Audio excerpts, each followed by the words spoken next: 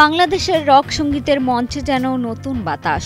দীর্ঘদিনের প্রতীক্ষা, অসংখ্য লাইভ শো আর জমে থাকা স্বপ্ন।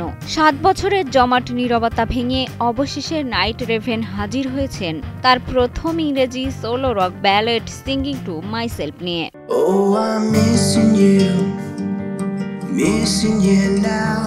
15 নভেম্বর স্ট্রিমিং প্ল্যাটফর্মে গানটি মুক্তি পেলেও এখনও চলছে দাপট। গানটির গল্প শুরু 2018 সালে। একাকিত্বের এক সন্ধিক্ষণে শিল্পী নিজের মনের কথাই তুলে ধরেন কাগজের পাতায়। সুর তৈরি হয় এক বিশেষ ইউকেলেলেতে, যেটা তাকে উপহার দিয়েছিলেন সাবেক গিটারিস্ট কিংবদন্তি রন বাম্বলফুট থাল।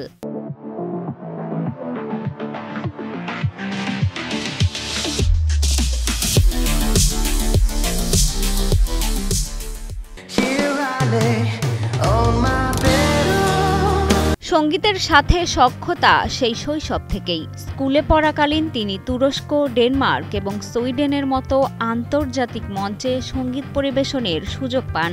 এরপর ব্র্যাক ইউনিভার্সিটিতে ভর্তি হয়ে তিনি আবার সঙ্গীতে সক্রিয় হন, হয়ে ওঠেন ব্র্যান্ড থান্ডারের ফ্রন্টম্যান।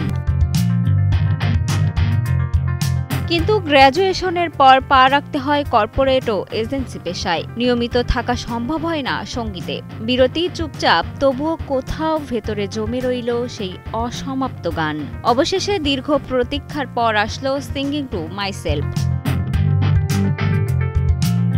গানটিতে রয়েছে 70 ও 80-র দশকের রক ব্যালেডের আবহ।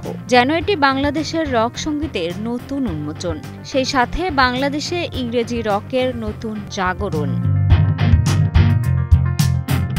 মিষ্টি খাতুন, কালের কণ্ঠ।